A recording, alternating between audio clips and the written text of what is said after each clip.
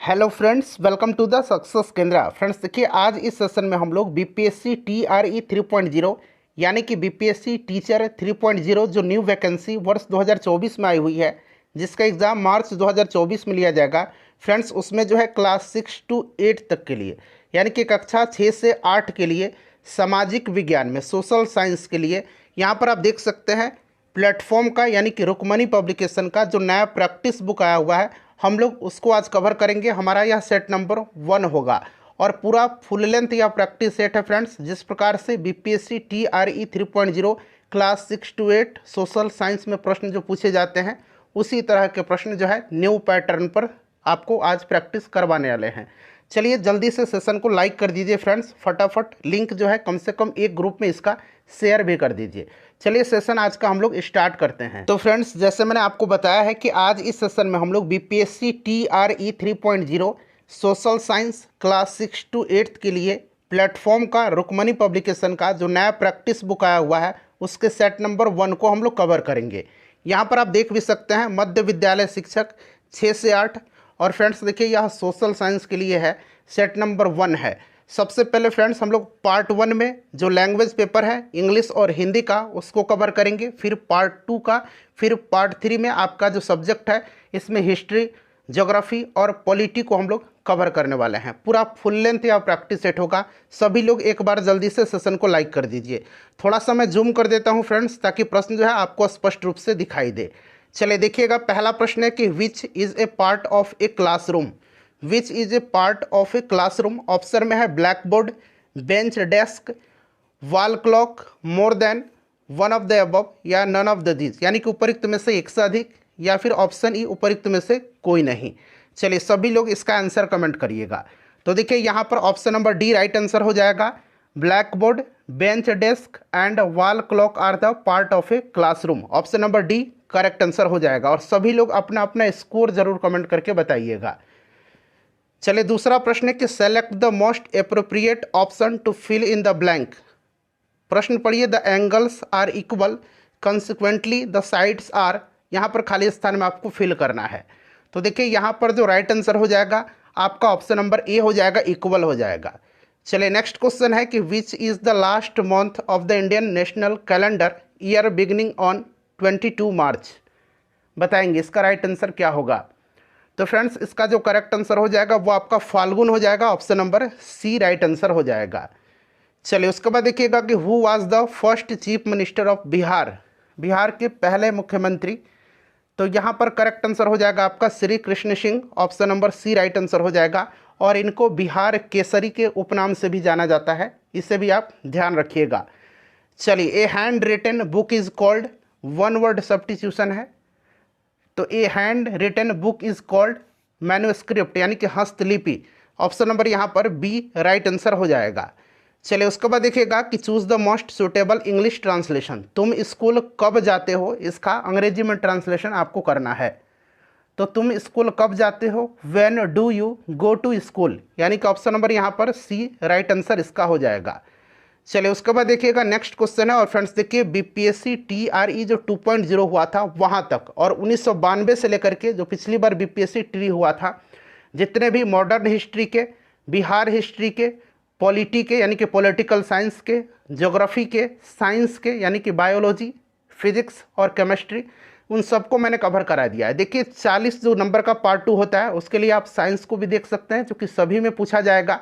साथ ही साथ वहाँ से मॉडर्न हिस्ट्री आपका कवर हो जाएगा, ज्योग्राफी, सब कुछ मैंने कवर कराया हुआ है। सभी का लिंक आपको डिस्क्रिप्शन बॉक्स में मिल जाएगा फ्रेंड्स, ज़रूर देख लीजिएगा। चलिए, which of the following is the highest mountain in India. सभी लोग आंसर कमेंट करते चलिएगा। The highest mountain in India is Kanchenjunga. तो यहाँ पर देखिए option number B correct answer हो जाएगा। देखिए मदर्स मदर इज़, बताइए, यानी कि माँ की माँ जो है वो क्या है, तो करेक्ट आंसर हो जाएगा मैटरनल ग्रैंड मदर। तो यहाँ पर option number A right answer हो जाएगा। चलिए अब यहाँ से क्वेश्चन नंबर 9 से देखिएगा, हिंदी स्टार्ट हो रहा है। मत्सर इस तरह से लिखा गया है, म आधा तो स और र। मत्सर शब्द का तद्भव रूप कौन सा है। मत्सर शब्द का तद्भव रूप जो है यहाँ पर मच्छर होगा। तो option number A right answer हो जाएगा। मछली तद्भव शब्द का तत्सम रूप मत्स्य होगा, ठीक है ना, मछली का तद्भव रूप मत्स्य होगा, इसे भी आप ध्यान रखिएगा।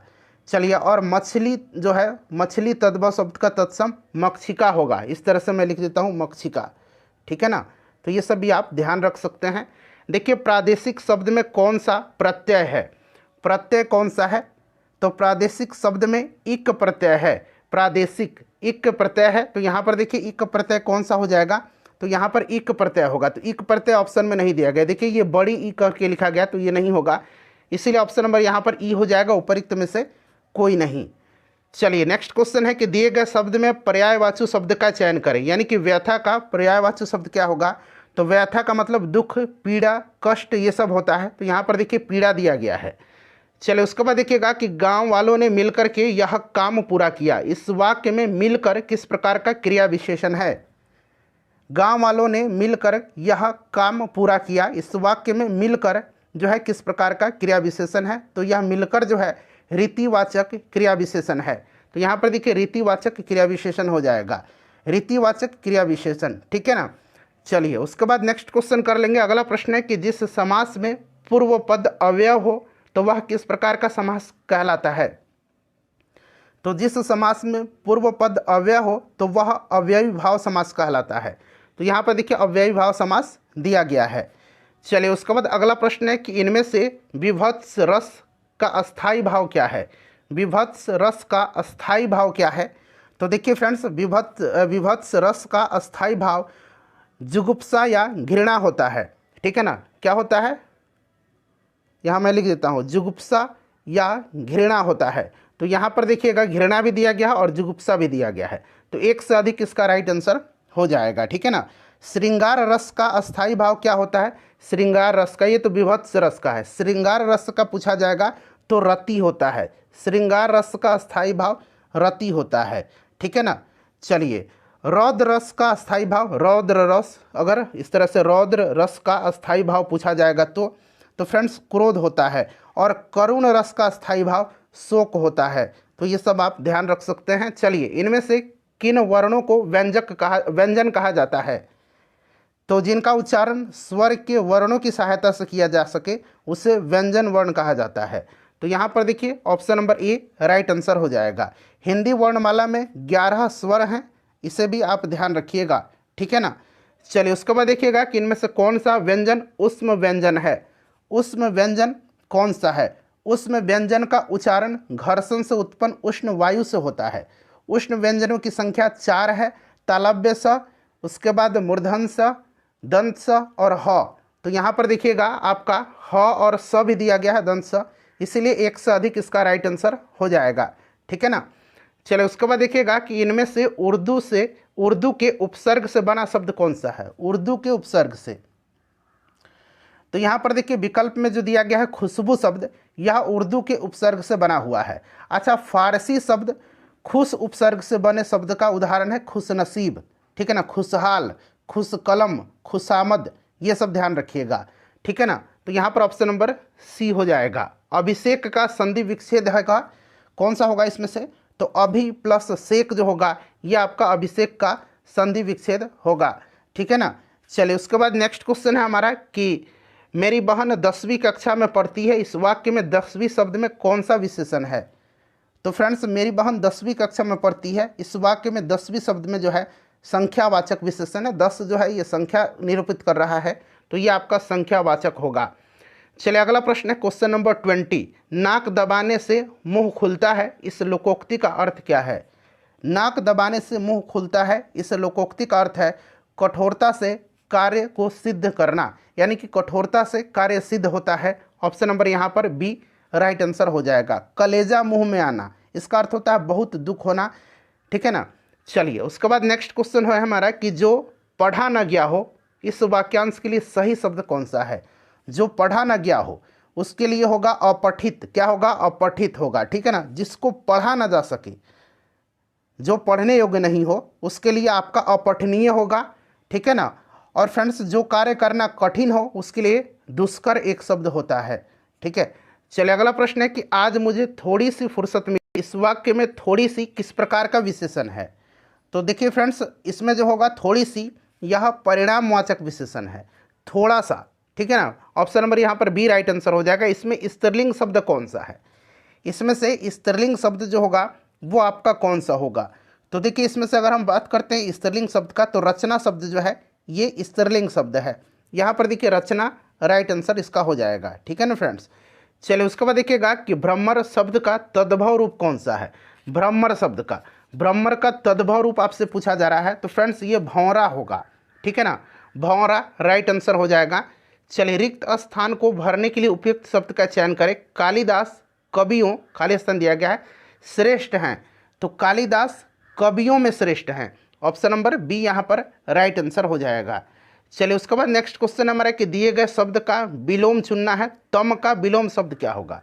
तो देखिए तम का मतलब अंधकार होता है, तो इसका विलोम प्रकाश होगा, तो यहाँ पर प्रकाश दिया गया है। Option number B right answer हो जाएगा। कहीं कहीं आपको आलोक भी मिलेगा, तो आलोक का मतलब भी प्रकाश ही होता है। चलिए उसके बाद देखिएगा कि दिए गए वाक्यों के लिए एक शब्द दीजिए जिसकी आयु लंबी हो। तो जिसकी आयु लंबी हो उसको दीर्घायु कहा जाता है, दीर्घायु कहा जाएगा, ठीक है ना। अच्छा, जिसकी आयु कम है उसको अल्प आयु कहा जाएगा, ठीक है। चलिए उसके बाद नेक्स्ट क्वेश्चन है, दिए गए शब्दों के लिए एक शब्द दीजिए। नीचे लिखी हुई, इसके लिए एक शब्द क्या होगा। तो इसका जो राइट आंसर हो जाएगा वो ऑप्शन नंबर सी हो जाएगा, निम्नलिखित। क्या होगा, निम्नलिखित। निम्न मतलब नीचे लिखी हुई, ठीक है ना। स्वलिखित मतलब खुद से लिखा हुआ, हस्तलिखित मतलब हाथ से लिखा हुआ, और ऊपर लिखित मना ऊपर लिखा हुआ, उपलिखित, ठीक है ना। ऊपर लिखित यहाँ पर देख सकते हैं। दिए गए शब्द के पर्यायवाची शब्द का चयन करें। केशव, केशव का पर्यायवाची शब्द नारायण, दामोदर, पीताम्बर, गोविंद, गोपाल, ये सब होता है। तो ऑप्शन नंबर गोपाल देखिए यहाँ पर दिया गया है, ठीक है ना फ्रेंड्स। चलिए एक मिनट रुक जाइए। तो मैंने अभी बताया माधव भी है, इसमें माधव शब्द भी दिया गया है, ठीक है। तो एक से अधिक इसका राइट आंसर होना चाहिए। सही वर्तनी वाले शब्द का चयन करें। तो इसमें से देखिए दुह स्वप्न जो है यह वाला आपका ऑप्शन सी, ये आपका करेक्ट दिया गया है, ठीक है ना फ्रेंड्स। चलिए तो ये आपका लैंग्वेज वाला पोर्शन कंप्लीट हो गया। अब यहाँ से हम लोग जो पार्ट 2 है सामान्य अध्ययन का, उसको कंप्लीट करेंगे। आप किसी भी सब्जेक्ट से हैं, आपको हिंदी मतलब जो हिंदी अंग्रेजी लैंग्वेज है वो आपको सेम ही रहेगा, और जो पार्ट 2 है सामान्य अध्ययन वो सभी के लिए सामान्य रहेगा। चलिए उसके बाद देखिएगा अगला प्रश्न है 31 नंबर है, और पार्ट 2 का है यह कि भारत का कुल क्षेत्रफल कितना है। भारत का कुल क्षेत्रफल कितना है। तो 32,87,263 वर्ग किलोमीटर, यानी कि अगर हम बात करें तो ये आपका कितना होगा, 3.287 मिलियन वर्ग किलोमीटर। तो ये लगभग आपका 3.33 मिलियन वर्ग kilometre, option A right answer हो जाएगा, ठीक है ना। और देखिए भारत का दक्षिणतम बिंदु इंदिरा पॉइंट है जो ग्रेट निकोबार के दक्षिण में स्थित है, ठीक है। इसे भी आप ध्यान रखेंगे। और इंदिरा पॉइंट को पहले पिग्मेलियन कहा जाता था। नेक्स्ट क्वेश्चन कर लेंगे, अगला प्रश्न है हमारा। और जो भारत का जो आपका कुल भौगोलिक क्षेत्रफल है, यह आपका विश्व के कुल भौगोलिक क्षेत्रफल का 2.42% है। इसे भी आप ध्यान रखिएगा। नर्मदा नदी का उद्गम स्थल कहाँ पर है। नर्मदा नदी का उद्गम स्थल, तो नर्मदा नदी आपको पता है मध्य प्रदेश में अमरकंटक की पहाड़ी से निकलती है। नर्मदा नदी विंध्यन पर्वत और सतपुड़ा पर्वत के बीच पूरब से पश्चिम की ओर बहती है, ठीक है। और नर्मदा नदी अरब सागर के खंबात की खाड़ी में जाकर के गिरती है। तो यहाँ पर देखिएगा अमरकंटक की पहाड़ी नहीं दिया गया है, तो ऑप्शन ई हो जाएगा उपर्युक्त में से कोई नहीं। चलिए नेक्स्ट क्वेश्चन है कि निम्न में से कौन परियोजना बेतवा नदी पर है। बेतवा नदी पर इस पर कौन सी परियोजना है। तो ये माता टीला परियोजना है, ठीक है ना। अच्छा, मंडी परियोजना जो है ये व्यास नदी पर है। तिलैया परियोजना जो है, तिलैया परियोजना यह आपका बराकर नदी पर झारखंड में स्थित है, ठीक है। चलिए नेक्स्ट क्वेश्चन करेंगे कि निम्नांकित में कौन मानव निर्मित झील है। मानव निर्मित झील इसमें से कौन सा है। तो देखिए गोविंद बल्लभ पंत सागर जो झील है यह मानव निर्मित झील है। साथ ही साथ यहाँ पर आप देखेंगे अगला जो मैं आपको बता रहा हूँ पेरियार झील, पेरियार झील भी यह भी मानव निर्मित झील है। गोविंद बल्लभ पंत सागर जो है फ्रेंड्स यह उत्तर प्रदेश में रिहंद नदी पर बनाया गया है, और रिहंद नदी आपको पता है सोन नदी की सहायक नदी है। पेरियार झील केरल में है, पेरियार नदी पर, यह भी मानव निर्मित ही झील है। तो एक से अधिक राइट आंसर हो जाएगा, एक और दो, तो एक से अधिक इसका करेक्ट आंसर हो जाएगा। और देखिए फ्रेंड्स चिल्का झील की बात करते हैं तो यह एक प्रकार का लैगून झील है, और यह उड़ीसा में है, ठीक है ना। और पुलिकट झील जो है, पुलिकट झील, एक मिनट रुकिए, गलत मैंने लगा दिया, गोविंद सागर और पेरियार होगा। यहाँ पर देखिए पुलिकट झील जो है, पुलिकट झील, तो पुलिकट झील आंध्र प्रदेश और तमिलनाडु की बॉर्डर पर स्थित है और यह भी एक प्रकार का प्राकृतिक लैगून झील है। एक से अधिक राइट आंसर हो जाएगा इसका। देखिए दूध सागर जलप्रपात किस राज्य में स्थित है? दूध सागर जलप्रपात जो है यह किस राज्य में स्थित है? तो ये मांडवी नदी पर है, गोवा राज्य में है, ठीक है ना। तो option number B right answer इसका हो जाएगा। देखिए निम्न में से कौन जेट स्ट्रीम भारत में दक्षिण पश्चिम मानसून के लिए एक उत्तरदायी कारक है? बताइए। तो देखिए उष्ण कटिबंधीय पूर्वी जेट स्ट्रीम जो है यह आपका भारत में दक्षिण पश्चिम मानसून के लिए उत्तरदायी कारक है। तो ऑप्शन नंबर यहाँ पर ए राइट आंसर हो जाएगा, ठीक है। जेट स्ट्रीम पृथ्वी के जलवायु को प्रभावित करने वाला एक कारक है। चलिए, और भारतीय मानसून को भी प्रभावित करने वाला जेट स्ट्रीम एक कारक होगा, इसीलिए इसे भी आप ध्यान रखिएगा। देखिए भारत में सबसे अधिक भू क्षेत्र पर कौन मृदा पाई जाती है, किस प्रकार की मिट्टी पाई जाती है? तो आपको भी पता है जलोढ़ मिट्टी पाई जाती है। लगभग 40% भू क्षेत्र पर भारत के जलोढ़ मिट्टी पाया जाता है। तो यहाँ पर जलोढ़ मिट्टी हो जाएगा, option number A right answer हो जाएगा। देखिए निम्नांकित में कौन बहुउद्देशीय परियोजना महाराष्ट्र राज्य में स्थित है? तो इसमें से देखिए महाराष्ट्र में जो है, अच्छा दुलहस्ती परियोजना के बारे में जान लीजिए, यह चिनाब नदी पर है जम्मू कश्मीर में। अच्छा पोंग परियोजना जो है, पोंग परियोजना यह ब्यास नदी पर है हिमाचल प्रदेश में। तो हो गया आपका कोयना बच गया, कोयना परियोजना जो है यह कोयना नदी पर महाराष्ट्र में है। चलो उसके बाद देखिए शिवालिक पर्वत श्रेणी की उपस्थिति बिहार के किस ओर है? शिवालिक पर्वत श्रेणी की उपस्थिति, तो देखिए फ्रेंड्स राइट आंसर बिहार के उत्तर पश्चिम भाग में स्थित है, ठीक है ना। शिवालिक श्रेणी हिमालय की सबसे दक्षिणी श्रेणी है, इसे भी आप ध्यान रखिएगा, ठीक है ना। और शिवालिक श्रेणी के एक छोटे भाग की उपस्थिति बिहार के उत्तर पश्चिम भाग में अर्थात पश्चिम चंपारण जिला में है। क्लियर। चलिए नेक्स्ट क्वेश्चन कर लेंगे, अगला प्रश्न हमारा। तो यहाँ पर राइट आंसर आपका ऑप्शन नंबर सी हो जाएगा। क्वेश्चन नंबर 40 है कि पबना विद्रोह जो है ये कब हुआ था? पबना विद्रोह जो है यह 1873 से 1876 के दरमियान हुआ था। और देखिए पबना विद्रोह जमींदारों के विरुद्ध किसानों का एक विद्रोह था, ठीक है। और यह विद्रोह जो हुआ था यह किसान विद्रोह तत्कालीन बंगाल के यूसुफ शाही परगना में पबना क्षेत्र में हुआ था, ठीक है। राइट आंसर इसका क्या हो जाएगा? और इस विद्रोह के नेता ईशान चंद्र राय थे, option number B correct answer हो जाएगा। स्वामी दयानंद सरस्वती का वास्तविक नाम क्या था? तो मूल शंकर नाम था। और 1875 में इन्होंने जो है आर्य समाज की स्थापना किया था। वेदों की ओर लौटो का नारा इन्हीं का है, ठीक है ना, याद रखिएगा। और सत्यार्थ प्रकाश इनकी पुस्तक का नाम है, ये भी आप ध्यान रखेंगे। चलिए क्वेश्चन नंबर 42 करेंगे अब यहाँ से कि ब्रिटिश शासनकाल में कलकत्ता मदरसा की स्थापना किसके द्वारा किया गया था? तो 1781 ईस्वी में बंगाल के गवर्नर जनरल वारेन हेस्टिंग्स द्वारा कलकत्ता मदरसा का स्थापना किया गया था, ठीक है। चलिए, और वाराणसी में संस्कृत विद्यालय की स्थापना 1791 ईस्वी में जोनाथन डंकन ने किया था। एशियाटिक सोसाइटी ऑफ बंगाल की स्थापना 1784 में सर विलियम जोन्स ने किया था।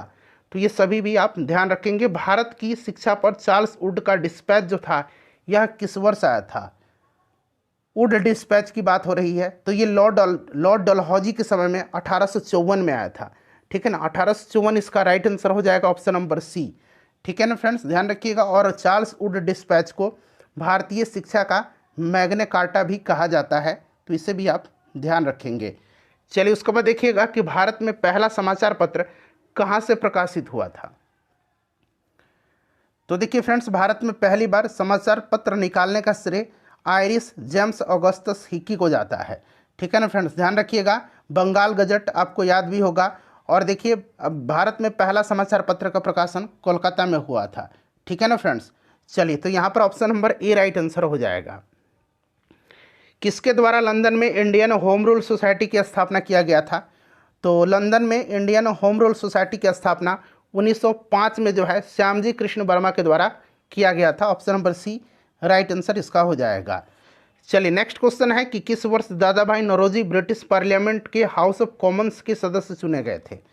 बताइए। पहले भारतीय भी थे ये, तो फ्रेंड्स ये चुने गए थे 1892 में, ठीक है। लिबरल पार्टी की ओर से या फिन्सबरी सेंट्रल क्षेत्र से ब्रिटिश संसद के हाउस ऑफ कॉमन्स के सदस्य बने थे, ठीक है। और ब्रिटेन के हाउस ऑफ कॉमन्स के लिए चुनाव लड़ने वाले ये प्रथम भारतीय कौन थे? तो व्योमेश चंद्र बनर्जी थे चुनाव लड़ने वाले, और उसमें जीत करके जाने वाले दादा भाई नौरोजी थे। तो यहाँ पर option number C right answer हो जाएगा, मतलब चुने जाने वाले। चलिए उसके बाद देखिएगा गोपाल कृष्ण गोखले के राजनीतिक गुरु निम्न में से कौन थे। तो आपको भी पता है ये महादेव गोविंद रानाडे थे। और गोपाल कृष्ण गोखले किनके राजनीतिक गुरु हैं, तो ये महात्मा गांधी के राजनीतिक गुरु हैं, ठीक है ना।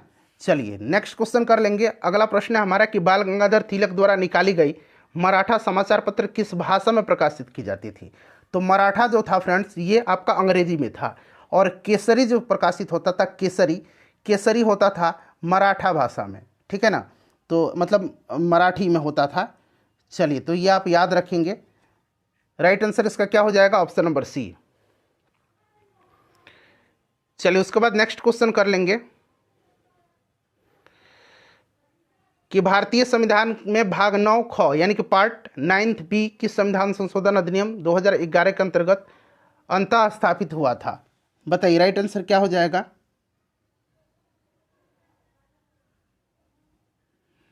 तो फ्रेंड्स ये आपका 97वां संविधान संशोधन था, 97th, ठीक है ना। तो यहाँ पर option number C correct answer हो जाएगा। चलिए अगला प्रश्न देखिए नेक्स्ट क्वेश्चन है कि भारत में पंचवर्षीय योजना के इतिहास में किस अवधि को पहली योजना अवकाश यानी कि प्लान हॉलीडे के रूप में दर्शाया जाता है।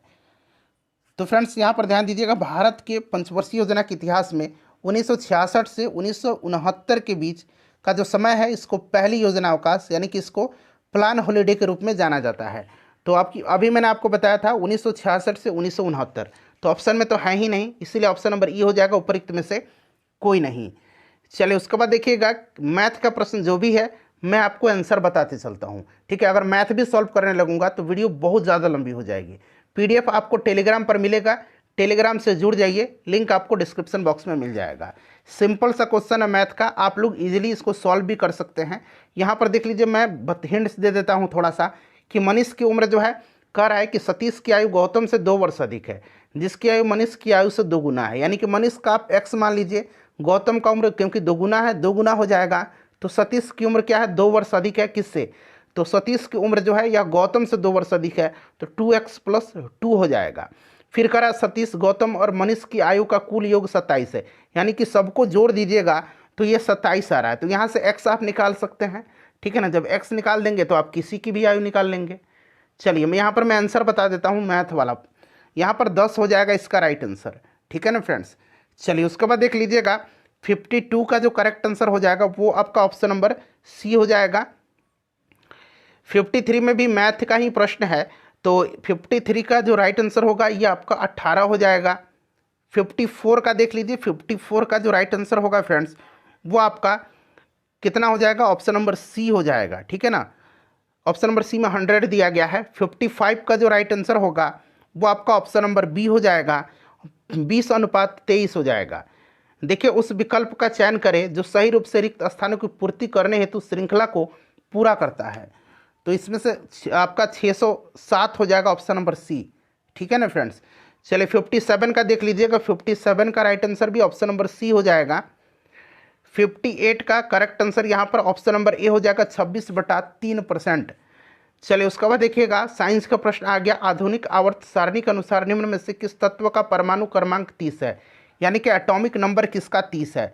तो एटॉमिक नंबर जो 30 है फ्रेंड्स यह आपका किसका है, जिंक का है। जिंक जो है ऑप्शन में नहीं दिया गया है, इसीलिए जिंक जो है ऑप्शन में नहीं, ऑप्शन नंबर ई हो जाएगा, ठीक है। चलिए यहाँ पर देखिए कोबाल्ट का 27 दिया गया है, निकल का 28 होता है, और यहाँ पर देखिएगा कॉपर का 29 होता है। चलिए केल्विन पैमाने पर लिए गए ताप को सेल्सियस पैमाने पर बदलने के लिए आपको दिए गए ताप में क्या करना होगा। तो केल्विन पैमाने पर लिए गए ताप को सेल्सियस पैमाने में चेंज करने के लिए उसमें जो है 273 घटाना होगा, ठीक है ना। तो यहाँ पर 273 घटाना होगा, ऑप्शन नंबर यहाँ पर सी राइट आंसर हो जाएगा, क्योंकि k = क्या होता है केल्विन में 273 प्लस यहाँ पर c होगा, तो आपको यहाँ पर घटाना होगा ना, जब सेल्सियस में जाएंगे तो ये आपको घटाना होगा, ठीक है ना फ्रेंड्स। तो ऑप्शन नंबर यहाँ पर सी राइट आंसर हो जाएगा। चलिए मानव शरीर का कौन सा अंग रक्त शर्करा की मात्रा को नियंत्रित करता है। सिंपल सा क्वेश्चन है, यह आपका अग्नाशय है, पैनक्रियाज है।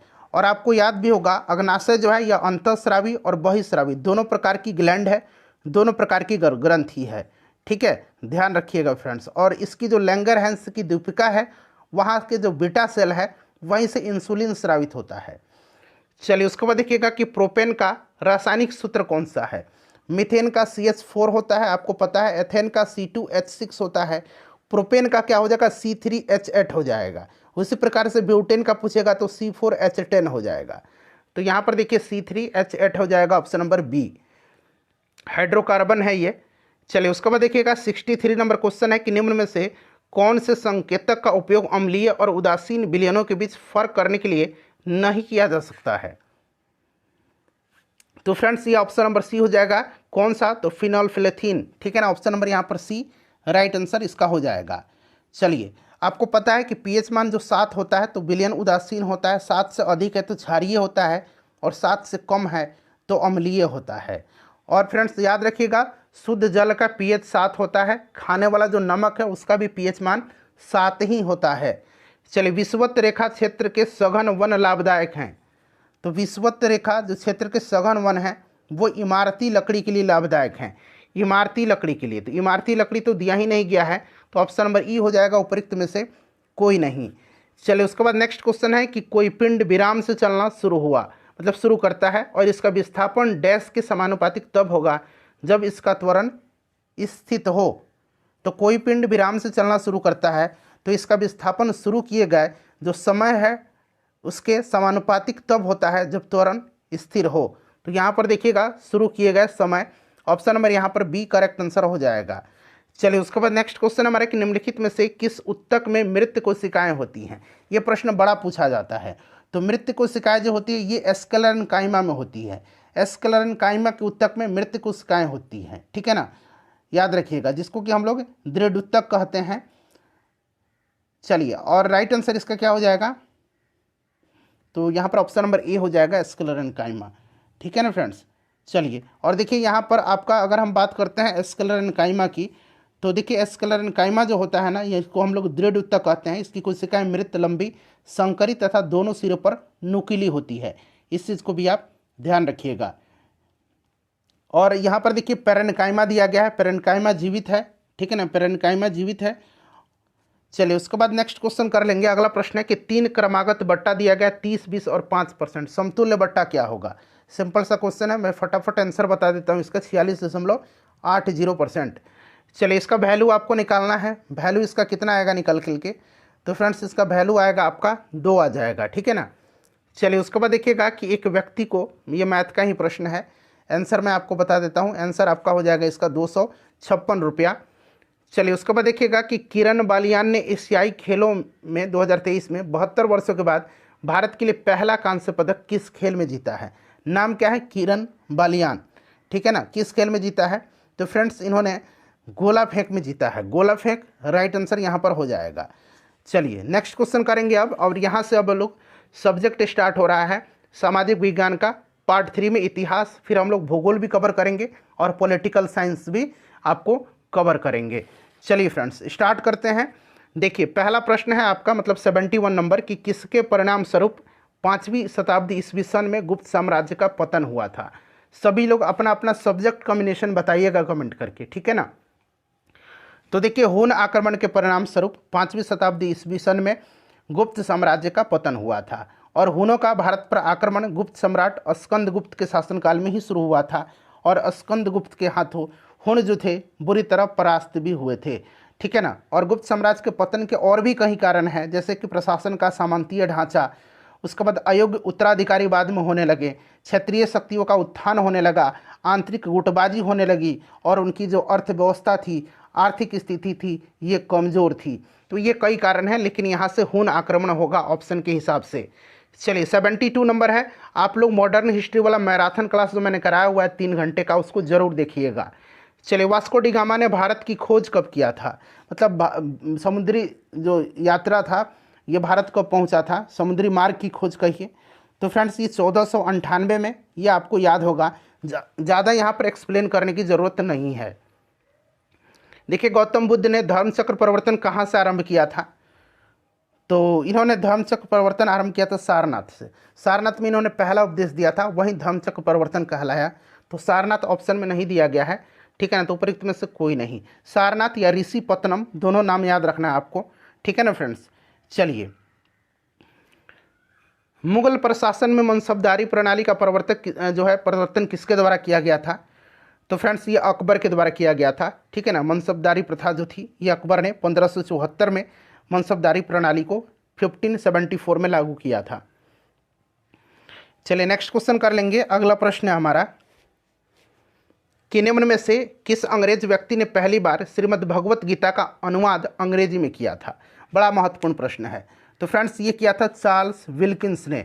चार्ल्स विल्किंस जो था इसने किया था, ठीक है ना। और विलियम जोन्स ने कालिदास की प्रसिद्ध रचना अभिज्ञान शाकुंतलम का पहली बार अंग्रेजी में अनुवाद किया था। कौन?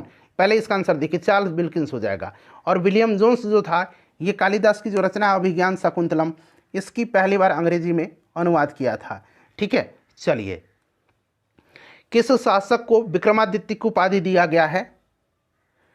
तो देखिए, सम्राट हेमचंद्र और चंद्रगुप्त द्वितीय इनको विक्रमादित्य की उपाधि दी गई है। तो यहाँ पर देखिएगा हेमचंद्र और चंद्रगुप्त द्वितीय, तो एक से अधिक इसका राइट आंसर हो जाएगा। चलो उसके बाद देखिएगा कि एलिफेंटा में चट्टान काटकर बनाए गए प्रसिद्ध मंदिर जो है यह निम्न में से संबंधित है। तो फ्रेंड्स यह राष्ट्रकूट शासक से संबंधित है, राष्ट्रकूट वंश से संबंधित है। तो यहाँ पर देखिए राष्ट्रकूट हो जाएगा, ठीक है ना फ्रेंड्स, याद रखिएगा राष्ट्रकूट। चलिए, राष्ट्रकूट वंश का संस्थापक पूछा जाएगा तो दंती दुर्ग था, दंती दुर्ग याद रखिएगा। 1906 ईस्वी में कांग्रेस के वार्षिक अधिवेशन की अध्यक्षता किसने किया था? तो 1906 में जो हुआ था ये कलकत्ता में हुआ था और इसकी अध्यक्षता दादा भाई नौरोजी ने किया था। तो यहाँ पर देखिए दादा भाई नौरोजी होगा, कलकत्ता में हुआ था। निम्नलिखित में से कौन खुदाई खिदमतगारों के अहिंसक आंदोलन के संस्थापक थे? खुदाई खिदमतगार, तो ये खान अब्दुल गफ्फार खान थे। इनको सीमांत गांधी के नाम से भी जाना जाता है। तो खान अब्दुल गफ्फार खान हो जाएगा। देखिए, चोल काल के दौरान यहाँ पर देखिएगा मुरविंद वेलम और अरैयार किसकी उपाधियाँ थी? बताइए। तो चोल काल में जो था ये आपका मुरविंद वेलम और अरैयार ये धनी भूमि स्वामी की जो थे उनकी उपाधियाँ थी। तो धनी भूस्वामियों की उपाधियाँ थी, ठीक है ना फ्रेंड्स, ध्यान रखिएगा। चलिए उसके बाद अगला प्रश्न करेंगे। और स्थानीय स्वशासन चोल प्रशासन की प्रमुख विशेषता थी, इस चीज़ को याद रखेंगे आप, इम्पॉर्टेंट है, ठीक है। चलिए, विजयालय जो था, विजयालय ये चोल वंश का संस्थापक था। तंजौर हुआ करती थी इनकी राजधानी चोलों की। 1290 से 1320 के दौरान किस वंश ने दिल्ली पर शासन किया था? तो देखिए 1206 से लेकर के 1206 से 1290 तक जो था ये गुलाम वंश था। और 1290 से 1320 जो था ये आपका खिलजी वंश था, ठीक है ना। उसके बाद 1320 से 1414 तक, ठीक है ना, 1414 तक जो था, 1414 तक ये कौन सा वंश था? तो ये तुगलक वंश था। फिर आपका 14 से 51 तक, ठीक है ना, 1414 से 1451 तक जो था ये आपका सैयद वंश था। और आखिरी में 1451 से 1526 तक जब बाबर आक्रमण किया उस समय तक किसका? लोधी वंश का शासन था। चलिए, तो ये आपका राइट आंसर खिलजी हो जाएगा। देखिए यहाँ पर खाली स्थान दिया गया वेद, मैंने कौन सा वेद? चारों वेदों में सबसे छोटा है, यह हिंदू परंपरा में एक दिव्य स्थिति रखता है और धुनों और मंत्रों का संग्रह है। सिंपल सा क्वेश्चन है, राइट आंसर बताइए सभी लोग। तो ये सामवेद है। सामवेद को भारतीय संगीत का जनक कहा जाता है। सामवेद का दो प्रमुख उपनिषद याद रखेंगे, छांदोग्य और जैमिनीय, ठीक है ना, छांदोग्य और जैमिनीय। तो यहाँ पर सामवेद हो जाएगा। चलिए उसके बाद ऋग्वेद सबसे प्राचीन वेद है, ठीक है ना, और यह एक ऐसा वेद है जो ऋचाओं में बद्ध है, आपको भी पता है। चलिए नेक्स्ट क्वेश्चन कर लेंगे कि अमेरिकी उपनिवेशों का सेनापति कौन था? अमेरिकी उपनिवेशों का सेनापति कौन था? तो जॉर्ज वाशिंगटन थे, ठीक है ना। जॉर्ज वाशिंगटन के नेतृत्व में अमेरिका इन्होंने ही नेतृत्व किया था। और ये आपको पता है कि ब्रिटिश सेना का नेतृत्व उस समय लॉर्ड कॉर्नवालिस ने किया था। चलिए, तो यहाँ पर ऑप्शन नंबर ए हो जाएगा। देखिएगा, पुष्टि मार्ग नामक भक्ति संप्रदाय के संस्थापक निम्नलिखित में से कौन थे? पुष्टि मार्ग नामक भक्ति संप्रदाय के संस्थापक कौन थे? तो फ्रेंड्स इसके संस्थापक वल्लभाचार्य थे। कौन थे? वल्लभाचार्य थे। ऑप्शन नंबर यहाँ पर बी जो होगा राइट आंसर हो जाएगा। चलिए, और देखिए द्वैतवाद, द्वैतवाद देख लीजिए, द्वैतवाद के प्रवर्तक माधवाचार्य थे, ठीक है ना। चलिए, विशिष्ट द्वैतवाद के प्रवर्तक रामानुजाचार्य थे और अद्वैतवाद के प्रवर्तक निम्बकाचार्य थे। तो ये सब आप याद रखिएगा, ठीक है ना। चलिए, अपनी साहित्यिक कृतियों के लिए प्रसिद्ध बाणभट्ट किसके शासनकाल के दौरान प्रसिद्ध हुए थे? बाणभट्ट, तो ये हर्ष के दरबारी कवि थे बाणभट्ट, ठीक है ना। हर्षवर्धन यहाँ पर राइट आंसर हो जाएगा। चलिए उसके बाद देखिएगा कि प्राचीन शहर हम्पी, खाली स्थान दिया गया साम्राज्य की राजधानी थी। तो हम्पी जो थी फ्रेंड्स यह विजयनगर साम्राज्य की राजधानी थी, तुंगभद्रा नदी के तट पर थी, इसे भी आप ध्यान रखेंगे। तो ये आपका विजयनगर हो जाएगा। तो विजयनगर ऑप्शन में नहीं है, इसलिए उपरोक्त में से कोई नहीं राइट आंसर हो जाएगा। देखिए उसके बाद देखिए अंग्रेजों द्वारा पहली फैक्ट्री की स्थापना 1651 में किस नदी के किनारे की गई थी। तो 1651 में हुगली नदी के किनारे की गई थी, ठीक है ना, हुगली नदी के किनारे। तो हुगली नदी याद रखिएगा। और दक्षिण भारत में अंग्रेजों ने अपनी प्रथम व्यापारिक कोठी की स्थापना 1611 में मसूलीपट्टनम में किया था, 1611 में। तो ये हुगली राइट आंसर होगा। निम्नलिखित नेताओं में से कौन काकोरी ट्रेन डकैती मामले में अभियुक्त नहीं थे, बताइए। 9 अगस्त 1925 को सहारनपुर लखनऊ लाइन को काकोरी जाने वाली 8 डाउन ट्रेन को सफलतापूर्वक लूटा था हिंदुस्तान रिपब्लिकन एसोसिएशन के क्रांतिकारियों ने। और फ्रेंड्स इसमें से अगर हम बात करते हैं तो देखिए काकोरी ट्रेन एक्शन इसका नाम कर दिया गया है। और इसमें से 17 लोगों को जो है सजाएं दी गई थी, 4 को आजीवन कारावास और राम प्रसाद बिस्मिल, अशफाक उल्ला खान, रोशन सिंह, राजेंद्र लहिड़ी को क्रमशः गोरखपुर, फैजाबाद, नैनी और गोंडा में फांसी दिया गया था। इस चीज़ को याद रखिएगा। तो यहाँ पर देखिएगा भगत सिंह इसमें नहीं थे, ठीक है। चलिए उसके बाद नेक्स्ट क्वेश्चन हमारा कि ईरान का प्रसिद्ध चित्रकार अब्दुल समद जो था यह किसके निमंत्रण पर भारत आया था। तो फ्रेंड्स ये हुमायूं के निमंत्रण पर भारत आया था, ठीक है ना। और अकबर के दरबार के प्रसिद्ध चित्रकार अब्दुल समद था, इस चीज़ को भी आपने पढ़ा होगा। तो आया था यह हुमायूं के निमंत्रण पर, ठीक है ना। चलिए हुमायूं नामा किसने लिखा है, गुलबदन बेगम ने लिखा है, ये प्रश्न बन सकता है, याद रखिएगा। देखिए अशोक के साम्राज्य के निम्नलिखित में से किस भाग में उनके शिलालेख खरोष्टी लिपि में लिखे गए हैं, खरोष्टी लिपि में, बताइएगा, खरोष्टी लिपि में। तो देखिए अशोक के साम्राज्य का जो उत्तर पश्चिम भाग था वहाँ पर जो शिलालेख मिले हैं ये खरोष्टी लिपि में है, उत्तर पश्चिमी भाग में, ठीक है ना फ्रेंड्स, ध्यान रखिएगा। चलिए उसके बाद देखिए अशोक के शिलालेख ब्राह्मी, खरोष्टी, ग्रीक और अरमाइक लिपि का प्रयोग हुआ था उसमें, इस चीज़ को आप जानते भी हैं। अशोक पहला शासक था मतलब भारत के जिन्होंने शिलालेख लिखने की शुरुआत किया था। देखिए गौतमी पुत्र सातकर्णी किस राजवंश का शासक था। तो फ्रेंड्स यह किस सातवाहन वंश का शासक था, सातवाहन वंश का शासक था। सीमुक जो था, सीमुक सातवाहन वंश का संस्थापक था। तो ये आपका सातवाहन हो जाएगा। और ब्राह्मणों को भूमि अनुदान देने की प्रथा ये सातवाहन वंशों ने ही शुरू किया था, इस चीज़ को ध्यान रखिएगा। देखिए फ्रेंड्स अगला प्रश्न है हमारा कि अष्टांगिक मार्ग यानी कि 8 प्रकार के पथ का तत्वज्ञान निम्नलिखित में से किसके द्वारा प्रतिपादित किया गया था। तो फ्रेंड्स ये गौतम बुद्ध के द्वारा प्रतिपादित किया गया था, ये आपको भी याद होगा, गौतम बुद्ध राइट आंसर हो जाएगा। देखिए सिद्धांत शिरोमणि नामक प्राचीन ग्रंथ निम्नलिखित में से किसने लिखा है।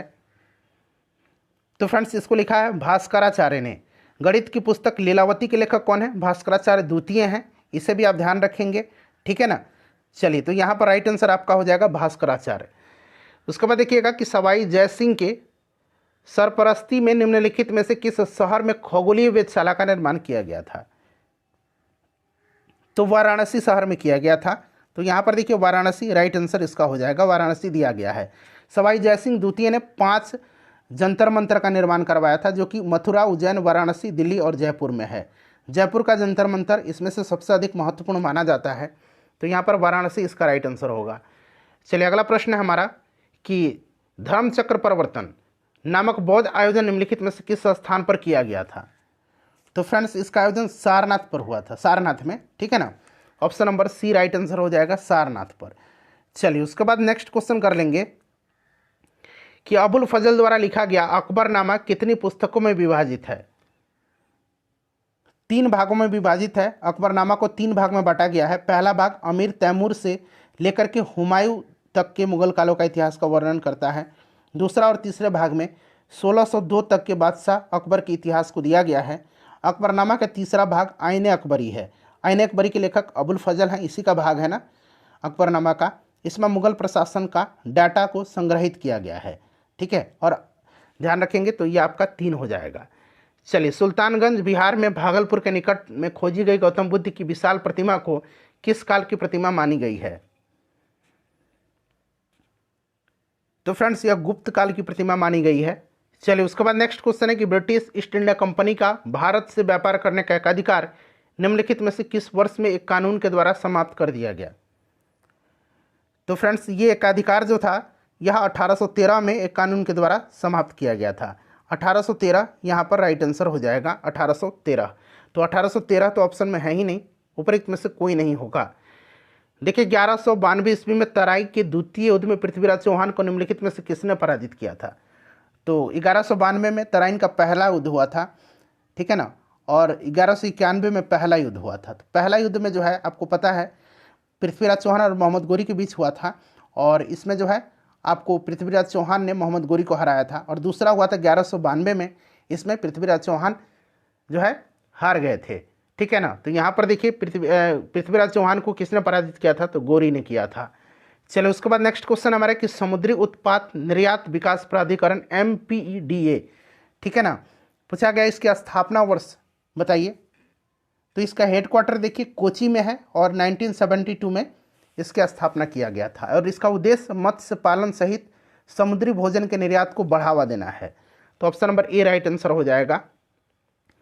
निम्नलिखित प्रसिद्ध चित्रकारों यानी कि पेंटर्स में से किसने भारत में 20वीं शताब्दी के सबसे बेहतरीन भवनों में से एक बेल्जियम दूतावास के वास्तुकार के रूप में भी किया था? बताइए। तो फ्रेंड्स ये सतीश गुजराल हैं, वास्तुकार सतीश गुजराल, याद रखिएगा। चलिए उसके बाद नेक्स्ट क्वेश्चन कर लेंगे। अच्छा, जो नया संसद भवन बना है उसके वास्तुकार कौन है?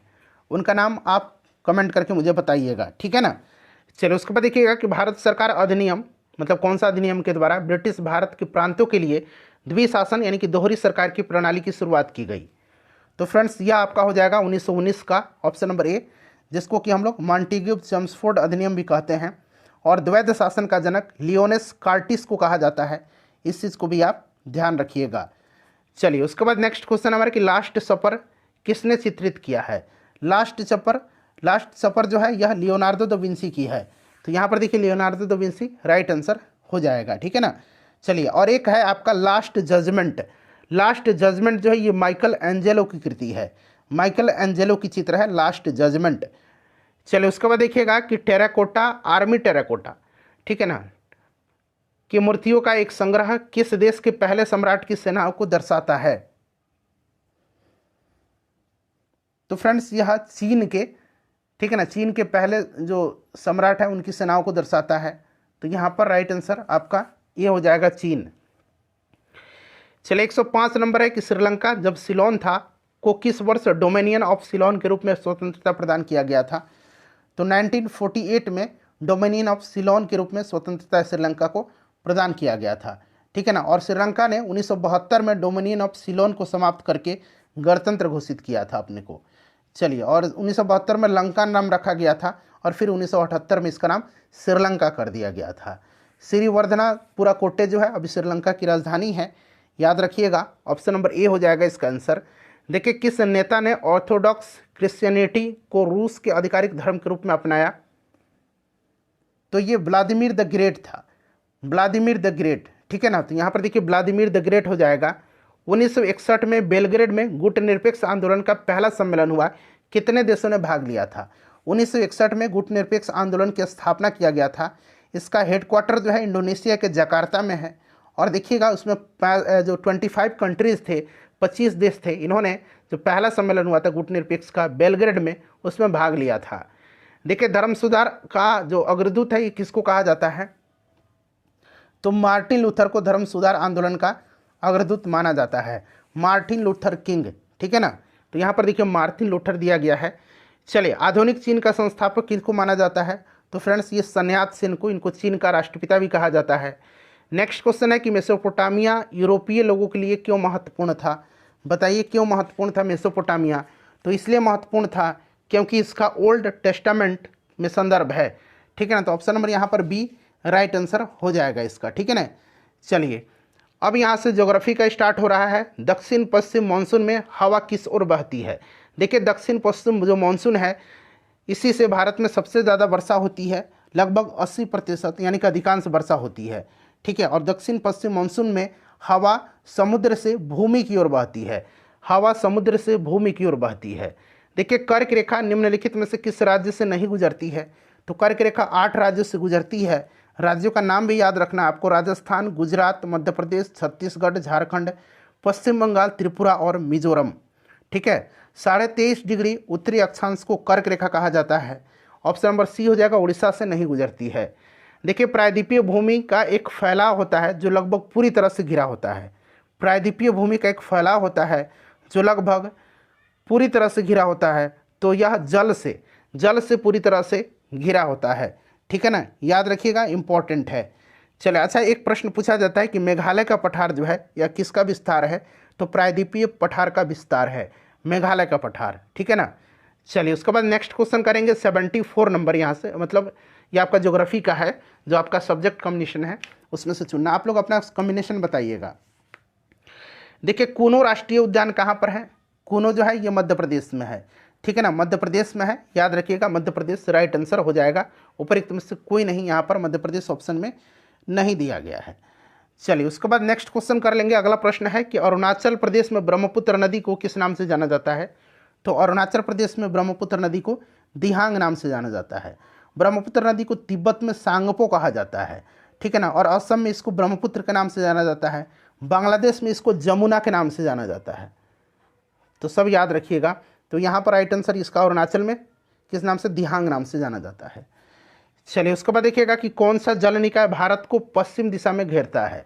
पश्चिम दिशा में जो है अरब सागर है। ठीक है ना, तो अरब सागर यहाँ पर राइट आंसर हो जाएगा। पूरब में बंगाल की खाड़ी है, आप कई बार पढ़ते भी हैं। चलिए, उसके बाद नेक्स्ट क्वेश्चन करिएगा कि ग्रीष्म ऋतु स्थानीय तूफानों का मौसम होता है जिसमें तीव्र हवाओं के साथ गरज वाली मूसलाधार वर्षा भी होती है। इसके साथ प्रायः हिमवृष्टि भी होती है। पश्चिम बंगाल में इन तूफानों को किस रूप में जाना जाता है? तो पश्चिम बंगाल में इसको कहा जाता है काल वैसाखी। क्या कहा जाता है? इसको काल वैसाखी के नाम से जाना जाता है। ठीक है, और चाय, पटसन, चावल के लिए ये पवनें अच्छी होती हैं।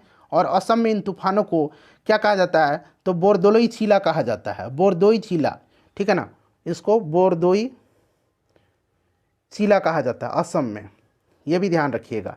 तो यहाँ पर देखिए काल बैसाखी राइट आंसर हो जाएगा। कर्नाटक में इसको चेरी ब्लॉसम या फिर कॉफ़ी वर्षा कहा जाता है। ठीक है, नेक्स्ट क्वेश्चन है कि निम्नलिखित में से कौन सा एस आकार का महासागर है? तो एस आकार का जो है वो आपका अटलांटिक है। ठीक है ना, अटलांटिक महासागर याद रखिएगा। चलिए, अटलांटिक महासागर जो है ध्यान रखिएगा, करेक्ट आंसर इसका हो जाएगा। तो अटलांटिक करेक्ट आंसर हो जाएगा। देखिए, भारत में उस स्थान की पहचान करें जहां से उष्णकटिबंधीय चक्रवात उत्पन्न होते हैं। तो भारत में बंगाल की खाड़ी और हिंद महासागर से उष्णकटिबंधीय चक्रवात उत्पन्न होते हैं, बंगाल की खाड़ी और हिंद महासागर से। चलिए फ्रेंड्स, नेक्स्ट क्वेश्चन हमारा कि पृथ्वी के वायुमंडल में अनुमानित रूप से कितने प्रतिशत बार आर्गन है? तो आपको पता है नाइट्रोजन 78.08% है, ऑक्सीजन लगभग 21%, 20.95% है, आर्गन लगभग 1% है, 0.93%, लगभग 1%। ऑप्शन नंबर ए यहाँ पर राइट आंसर हो जाएगा। चलिए, सौरमंडल का सबसे बाह्यतम ग्रह निम्नलिखित में से कौन सा है? सबसे वातमय ग्रह है, वातमय ग्रह है। ठीक है ना, वातमय पूछा गया है। तो वातमय ग्रह नेपच्यून है।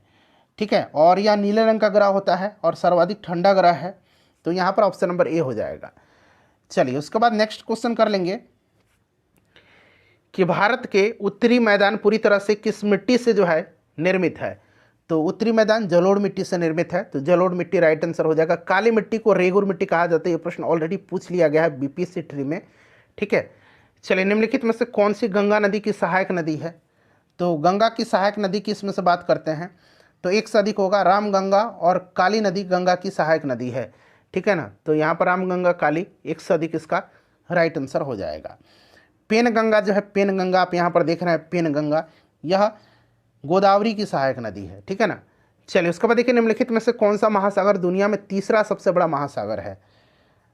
तो आपका इसमें से अगर हम बात करें तो हिंद महासागर, प्रशांत महासागर, अटलांटिक महासागर। एक मिनट रुकिए, हिंद महासागर पहले इसका आंसर मैं बता देता हूँ। उसके बाद देखिए प्रशांत और अटलांटिक की तुलना में यह बेहद छोटा है और औसत गहराई भी इसका 3741 मीटर है। चलिए, नेक्स्ट क्वेश्चन कर लेंगे। और सबसे बड़ा जो है, सबसे विशाल प्रशांत महासागर है, पृथ्वी का सबसे विशाल और गहरा महासागर है।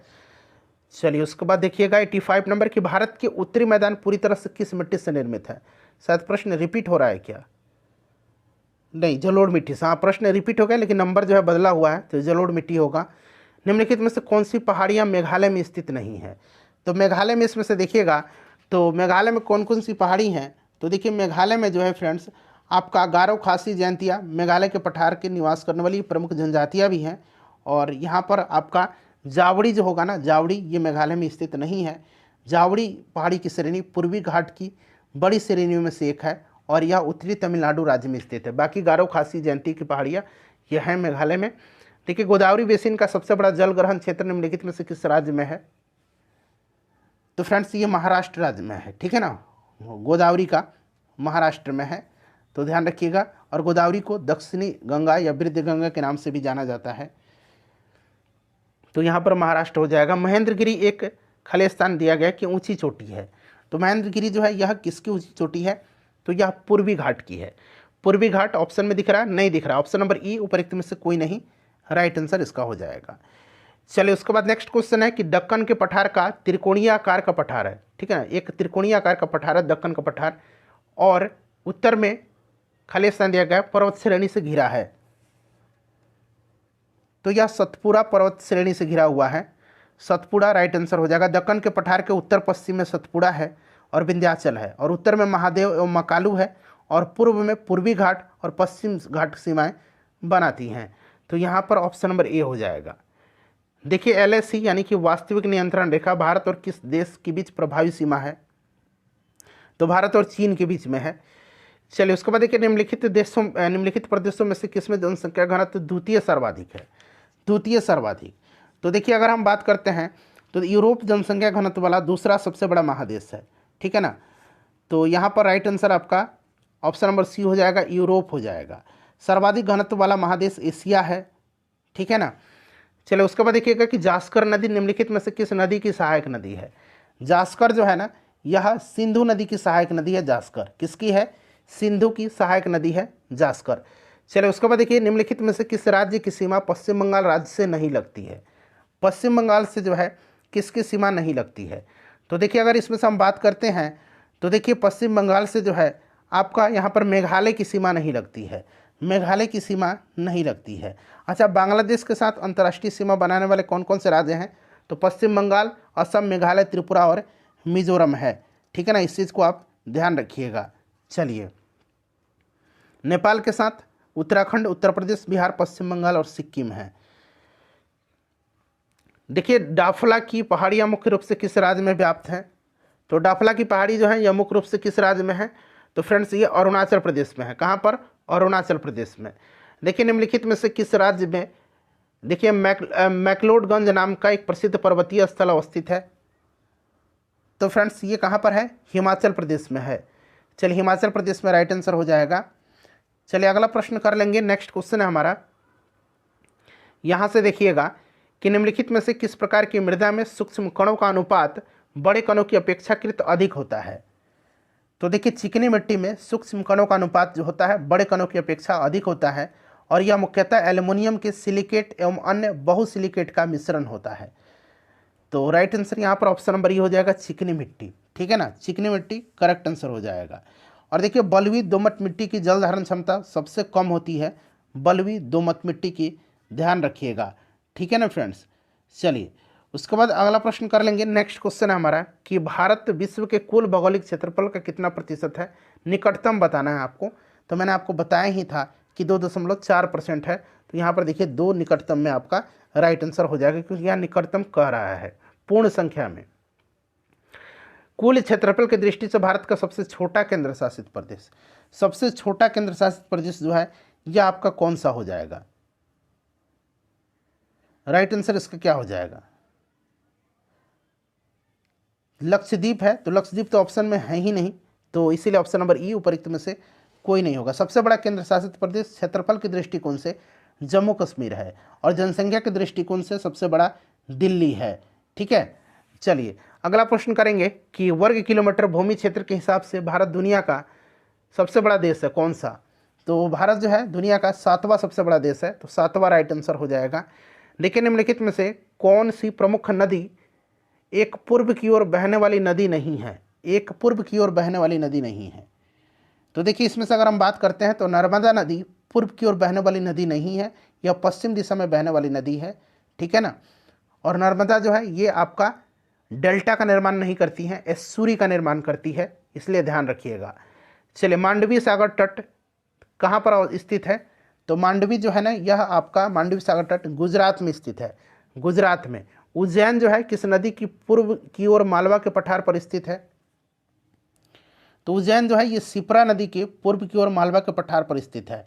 और उज्जैन में कुंभ मेला इसी नदी के किनारे भी लगता है। तो यहाँ पर देखिए शिप्रा नदी दिया गया है। चलिए, विश्व जल दिवस प्रतिवर्ष कब मनाया जाता है?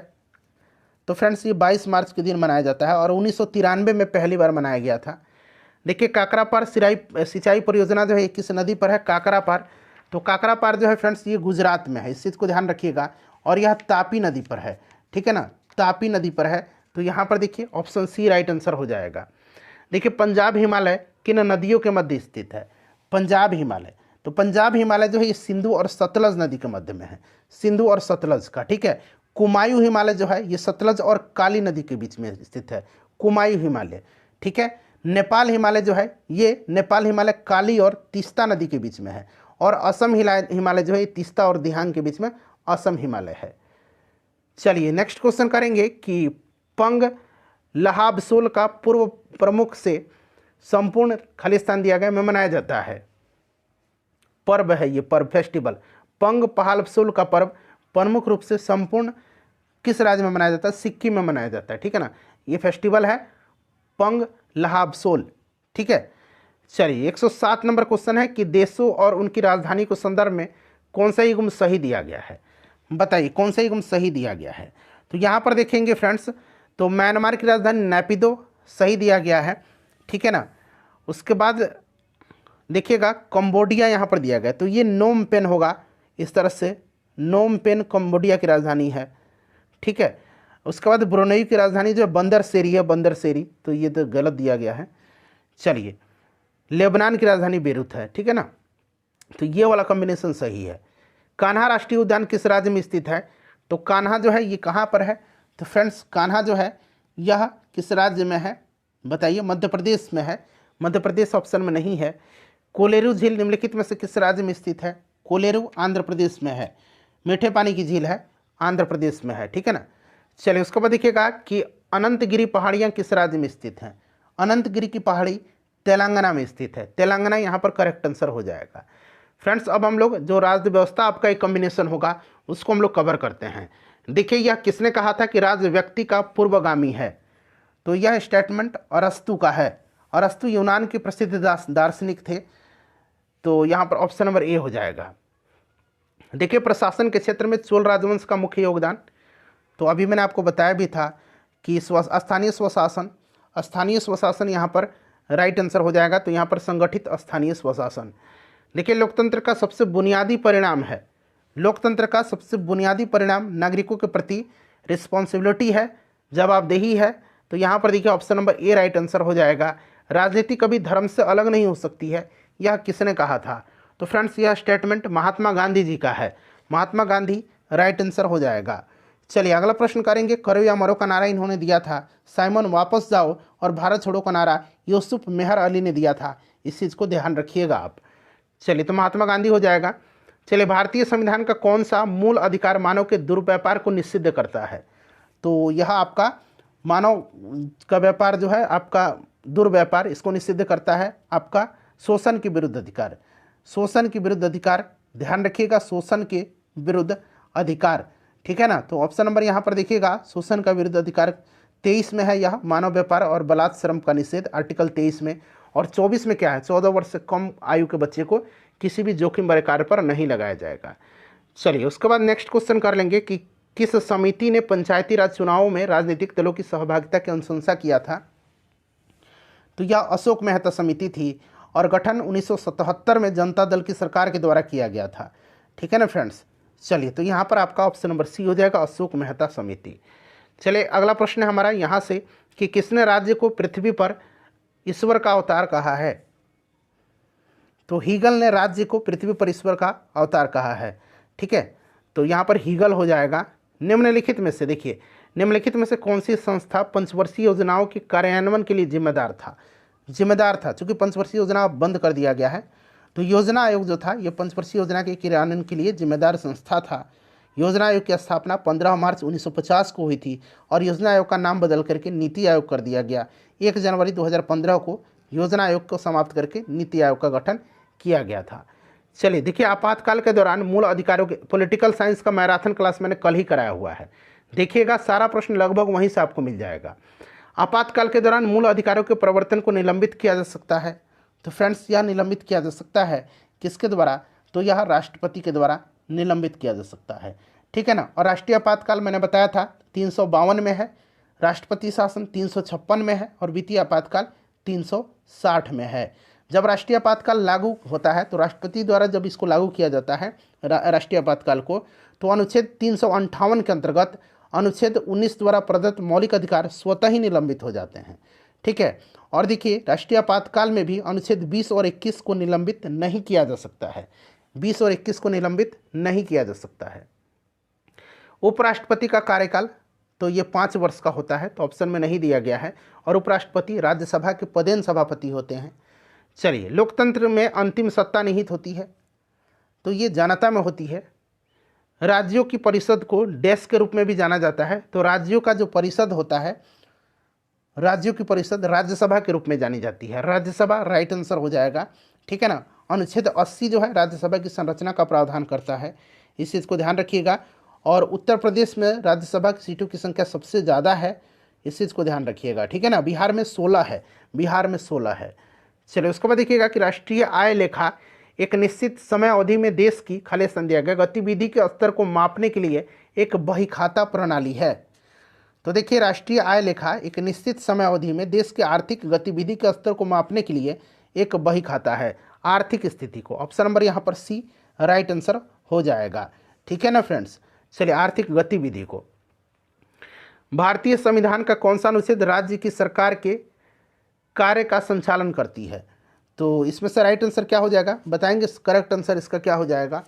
तो देखिए फ्रेंड्स, अगर हम बात करते हैं तो अनुच्छेद 166 राज्य की सरकार के कार्य का संचालन करता है। किसी राज्य की सरकार के सभी कार्यकारी कार्यवाही राज्यपाल के नाम से होती हैं, इस चीज़ को आप ध्यान रखिएगा, ठीक है ना फ्रेंड्स। चलिए, तो यहाँ पर आपका ऑप्शन नंबर सी हो जाएगा। चलिए, नेक्स्ट क्वेश्चन कर लेंगे कि भारतीय संविधान का कौन सा अनुच्छेद राज्यों में राज्यपाल का प्रावधान करता है? राज्यों में राज्यपालों का प्रावधान जो करता है यह आर्टिकल 153 है। राज्य की कार्यपालिका शक्ति किसमें निहित है? तो राज्यपाल में, यानी कि राज्य की कार्यपालिका का प्रमुख राज्यपाल होता है। इसकी नियुक्ति जो है राष्ट्रपति के द्वारा किया जाता है 5 वर्ष की अवधि के लिए, और राष्ट्रपति के प्रसाद पर्यंत ही यह पद धारण करता है। और भारत के संविधान में राज्यपाल को उसके पद से हटाने हेतु किसी भी प्रकार की प्रक्रिया का उल्लेख नहीं किया गया है। सरोजिनी नायडू भारत की प्रथम महिला थी जिन्हें राज्यपाल पद पर मनोनीत किया गया था, उत्तर प्रदेश की राज्यपाल थी। तो इतने सारे पॉइंट्स मैं आपको बता रहा हूँ। चलिए, सेशन को लाइक कर दीजिए प्लीज़। देखिएगा, संघ और केंद्र सरकार के खातों के संबंध में संवैधानिक शक्तियों और कर्तव्यों का प्रयोग निम्नलिखित में से किसके द्वारा किया जाता है? बताइए। ई ऑप्शन तो आपको पता ही है, यहाँ पर कट गया, कोई बात नहीं। ए बी सी डी आपको दिख रहा है ना, कम से कम ई उपरिक्त में से कोई नहीं है। तो फ्रेंड्स, ये आपका भारत के नियंत्रक और महालेखा परीक्षक हो जाएगा, कैग जिसको बोलते हैं। चलिए, उसके बाद नेक्स्ट क्वेश्चन है 127 नंबर कि पंचायती राज संस्थाओं में मध्यवर्ती स्तर को किस नाम से जाना जाता है? बताइए। तो देखिए फ्रेंड्स, जो मध्यवर्ती स्तर है उसको पंचायत समिति के नाम से जाना जाता है। और आपको याद भी होगा, बलवंत राय मेहता समिति ने ग्रामीण क्षेत्रों के लिए त्रिस्तरीय पंचायती राज्य प्रणाली का सुझाव दिया था, ग्राम स्तर पर, ब्लॉक स्तर पर और जिला स्तर पर, ठीक है ना। चलिए, और पंचायती राज व्यवस्था का शिल्पी यानी कि वास्तुकार बलवंत राय मेहता को कहा जाता है। और पंचायती राज का उद्घाटन 2 अक्टूबर 1959 को राजस्थान के नागौर से तत्कालीन प्रधानमंत्री पंडित जवाहरलाल नेहरू जी ने किया था। 73वां संविधान संशोधन द्वारा पंचायती राज को संवैधानिक दर्जा प्राप्त हुआ था। लॉर्ड रिपन को भारत में स्थानीय स्वशासन का जनक माना जाता है। भारत के राष्ट्रपति का चुनाव लड़ने के लिए अधिकतम आयु कितनी है? अधिकतम आयु जो है इसके बारे में कोई भी यहाँ पर जो है पुष्टि नहीं है, ठीक है ना, बट न्यूनतम 35 वर्ष होना चाहिए, इस चीज़ को आप ध्यान रखिएगा। तो इनमें से कोई नहीं राइट आंसर हो जाएगा इसका। चलिए, भारतीय संविधान में मूल कर्तव्य किस देश के संविधान से संग्रहित है? मूल कर्तव्य यानी कि फंडामेंटल ड्यूटीज़, तो ये आपका रूस से लिया गया था। तो यहाँ पर देखिए USSR यानी कि रूस से लिया गया था। मौलिक अधिकार जो है ये आपका USA से लिया गया है, इस चीज़ को आप ध्यान रखिएगा। चलिए, उसके बाद नेक्स्ट क्वेश्चन है हमारा कि स्वतंत्रता के बाद भारतीय संविधान ने सामाजिक और आर्थिक नीति के उद्देश्य के रूप में समाज के डैश स्वरूप को स्वीकार किया। करेक्ट आंसर क्या होगा इसका? तो फ्रेंड्स ये समाजवादी स्वरूप का जो है स्वीकार किया था। और समाजवादी शब्द भारतीय संविधान में 42वां संशोधन जो हुआ था आपका 1976 में, उसी में जोड़ा गया था। ठीक है, चलिए उसके बाद देखिएगा कि भारतीय संविधान की 8वीं अनुसूची निम्नलिखित में से कौन सी भाषा विनिर्दिष्ट नहीं है। तो 8वीं अनुसूची में 22 भाषाओं का उल्लेख किया गया है, इस चीज़ को आप ध्यान रखिएगा। अंग्रेजी भाषा का उसमें जो है विनिर्दिष्ट नहीं है। चलिए, भारत के संविधान के निम्नलिखित में से किस अनुच्छेद में राज्य को प्रसूति सहायता के लिए प्रावधान निर्मित करने के निर्देश दिया गया है? तो फ्रेंड्स यह आपका अनुच्छेद 42 है। इसमें राज्य को प्रसूति सहायता के लिए प्रावधान निर्मित करने के लिए निर्देश दिया गया है। और अनुच्छेद 42 में प्रावधान है कि राज्य काम की न्यायसंगत और मनोचित दशाओं को और प्रसूति सहायता के लिए उपबंध करेगा। चलिए अगला प्रश्न है हमारा कि भारत के संविधान का निम्नलिखित में से कौन सा अनुच्छेद सैन्य या अकादमिक वैशिष्ट को छोड़ करके भारतीय राज्य द्वारा कोई भी उपाधि प्रदान किए जाने से निषेधित करता है? तो यह आर्टिकल 18 है, आपको भी याद है 18(1) यहाँ पर उपाधियों का अंत है। ठीक है ना।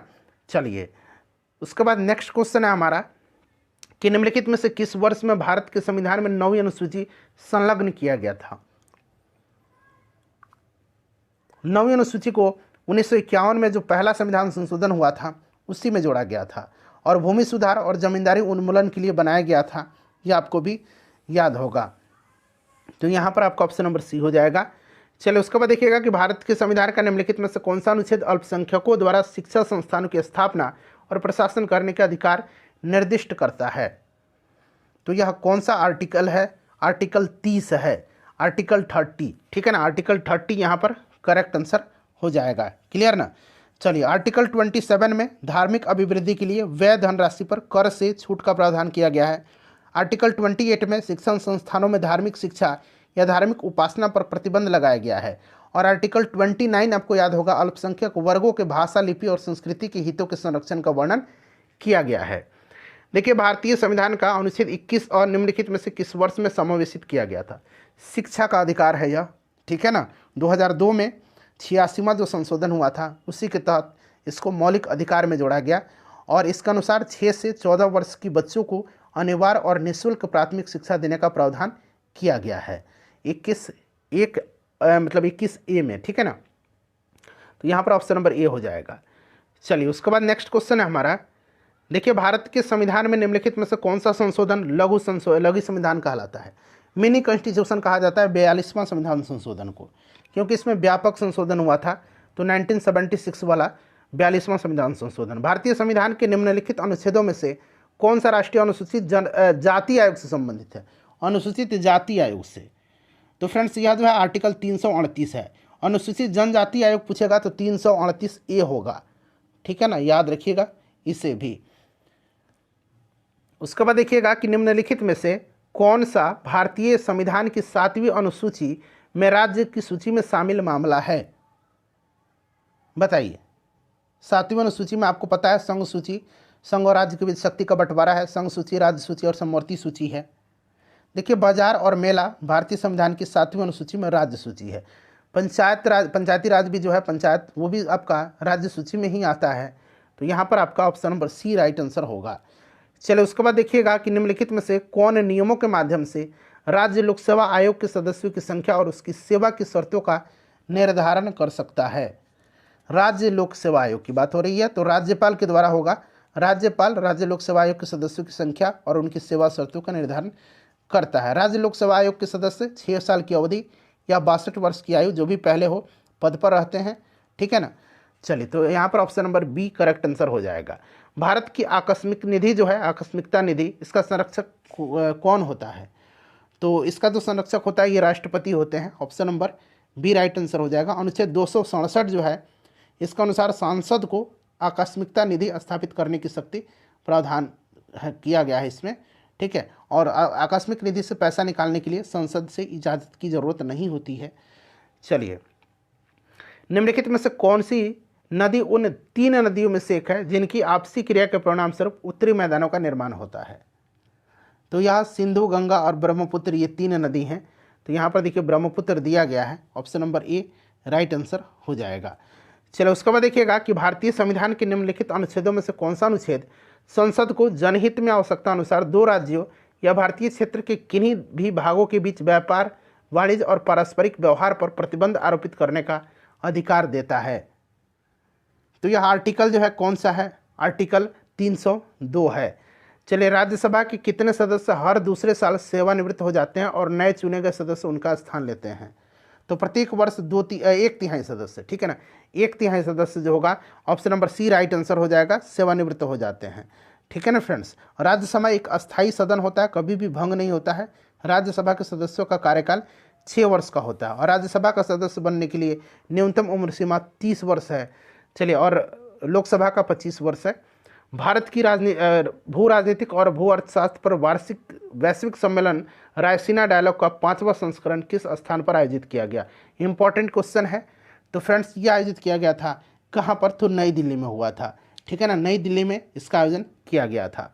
निम्नलिखित में से कौन सा, यहाँ पर देखिए, कौन सा यहाँ पर अनुच्छेद संपत्ति का अधिकार, जो पहले मौलिक अधिकार था बाद में इसको विधिक अधिकार किया गया, ठीक है ना, 44वां संविधान संशोधन के द्वारा इसको मौलिक अधिकार की सूची से हटा दिया गया और अनुच्छेद 300A में, ठीक है ना, इसको अंतः स्थापित किया गया था। चलिए, अब उसके बाद हम लोग 47 नंबर क्वेश्चन यहाँ से करेंगे। लोकसभा का अधिवेशन वर्ष में कम से कम कितनी बार बुलाया जाना आवश्यक है? तो कम से कम 2 बार। ठीक है ना, याद रखिएगा, लोकसभा को संसद का प्रथम या निम्न सदन कहा जाता है और लोकसभा का अधिवेशन वर्ष में कम से कम 2 बार बुलाया जाना जो है ये जरूरी होता है, ध्यान रखिएगा। चलिए, उसके बाद 2 बार हो जाएगा। निम्नलिखित में से कौन सा विषय समवर्ती सूची में है? समवर्ती सूची में कौन सा विषय है? तो देखिए, समवर्ती सूची में जो है इसमें से कौन सा भी विषय समवर्ती में नहीं है। ठीक है, कोई सा भी इसमें से समवर्ती में नहीं दिया गया है, तो इनमें से कोई नहीं राइट आंसर हो जाएगा। पुलिस राज्य सूची का विषय है, आपको भी पता है, पुलिस जो है राज्य सूची का विषय है। चलिए, उसके बाद देखिएगा कि संविधान सभा की मांग को ब्रिटिश सरकार ने कब स्वीकार किया था? बताइए। तो फ्रेंड्स, ये स्वीकार किया था 1942 में। 1942 राइट आंसर हो जाएगा, ऑप्शन नंबर ई उपरोक्त में से कोई नहीं। चलिए, उसके बाद नेक्स्ट क्वेश्चन है कि लोकसभा के लिए कितना जो है कोरम होना चाहिए? तो कोरम जो होना चाहिए 1/10 होना चाहिए। तो 10वां भाग देखिए कहीं दिया गया है क्या? हाँ, कुल सदस्यों का 10वां भाग, option number B right answer हो जाएगा। पूरा कंप्लीट मैंने फुल सेट कवर कराया है।